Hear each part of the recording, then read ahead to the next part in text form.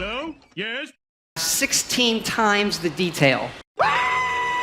So, if you've played Fallout 76 recently, or you've even thought about playing it for that matter, there's a good chance you've seen offers for something called Fallout First. This is a premium subscription service offered by Bethesda, found exclusively in Fallout 76. I mean, this really isn't a new concept or anything. The vast majority of online games these days offer some sort of subscription service. Anyway, for a monthly fee, players can subscribe to this premium membership and enhance their overall experience within Fallout 76. However, like I mentioned before, this will cost you money. Shocker, I know. And if there's one thing Bethesda likes, it's their money. Hello, I like money. So I guess the real question here is Fallout First actually worth it? And especially if you're new to the game, is it something you should even consider buying? Well, that's kind of a subjective question. Not long after the game's initial release, back in 2018, good old Fallout First was introduced to us for the very first time. Bethesda's shiny brand new subscription service that offered additional benefits and bonuses over the base game.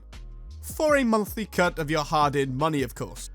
Now, for some people, they saw this as a pay-to-win service. And in all fairness, I can see where they're coming from. There's a few different things that are included with Fallout First that really do improve the overall player experience. Granted, a lot of these things should be available to everyone, for free. But it is Bethesda we're talking about here. So, what did you expect? So, what's actually included with a Fallout First subscription? Well, after subscribing to Fallout First, players will gain access to the following things. Private worlds, or private adventure, whatever you want to call it really. This allows you to play on a private server with the option to play exclusively by yourself, or with up to 7 of your friends. I wonder what that's like.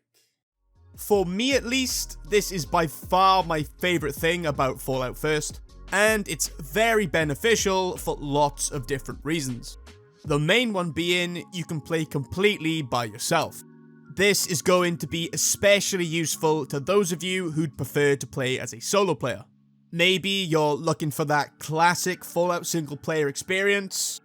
Well, this allows you to do that. Not only that, but server performance is going to be noticeably better than that of any public server. Obviously, because of the lowered maximum player count, the server won't need to use as much resources to actually keep up. So there's plenty of nice benefits when using this. You'll get smoother gameplay, much less server lag, and overall, just a better experience in general. Now, as well as that, you'll also get access to something called custom worlds. Pretty self-explanatory, but basically, you'll be able to create your very own custom worlds for you and your friends to play on. You can change things like the weather, combat difficulty, and even various different workshop settings. One thing to note though is that the progress in the custom worlds does not carry over to both the public and private worlds. Either way, not really something I'm super interested in, but it's still nice to have the option nonetheless. Moving on to the pay-to-win features that I talked about earlier on, we have the Scrapbox, the Survival Tent, and the Ammo Box.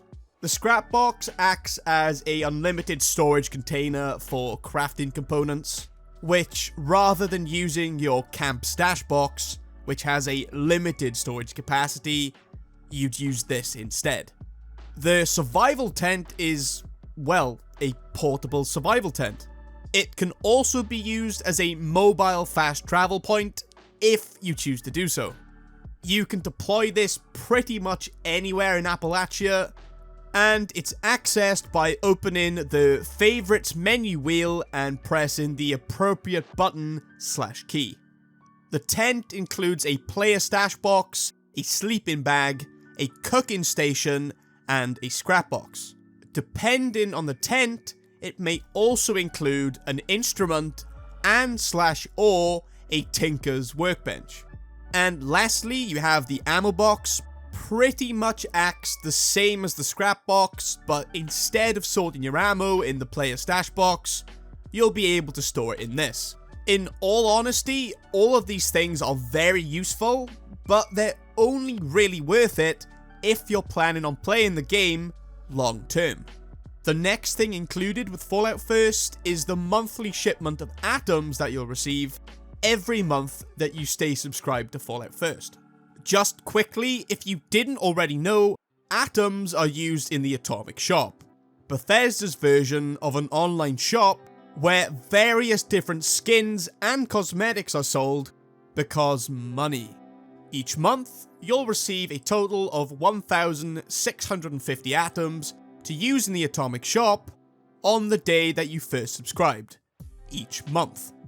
For example, I subscribed to Fallout First on the 20th of January, so when February the 20th comes around, if I stay subscribed, I'll receive an additional supply of 1,650 atoms. And this will stay the same for each month that you stay subscribed. Most bundles in the Atomic Shop range from 1,200 to 1,600 atoms. So you'll definitely be able to grab yourself at least one bundle every month. There's also exclusive skins, outfits, camp items, and cosmetics, all reserved for members of Fallout First. Because it wouldn't be an online game in 2023 without those juicy skins. A few of these things include the Ranger armor outfit from Fallout New Vegas. The lore in this game makes literally zero sense at this point. I just look at it as some sort of alternative world spin-off, honestly. But hey, cool skins, right? You'll also get a new Fallout First item every month as well. It can range from things like an outfit all the way to camp items. Some of them are actually pretty decent, and others, not so much. There's also the Icons and Emotes pack, and unique cosmetics only available to Fallout First members. Finally, there's also something called a scoreboard. Think of it as a sort of battle pass. Well, if you're a Fallout First member, you'll gain additional benefits when leveling up this scoreboard. These benefits can range from extra rewards to an XP boost of sorts. Nothing too crazy, but it's still nice to have it nonetheless. So, to answer the question, is Fallout First actually worth it or not? Then I'd have to say yes, providing you're planning on investing a decent amount of time into the game, that is. If you're still quite new to the game at the moment, then I'd suggest that you play it a bit more first before you consider subscribing to Fallout First. But if you're planning on playing the game in all of its entirety, then Fallout First does offer a substantial amount of content. However, it's mostly going to be appreciated by people who put in the hours. For a monthly cost of £12 or $13 if you're from the US, it's not exactly a small investment. But if you're planning on playing Fallout 76 a lot, and for a long period of time, then I'd have to say yes.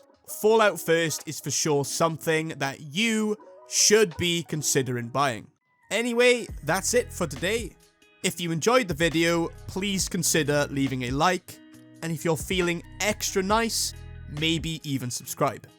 Did you do it yet? Go on, just press the subscribe button. I know you want to.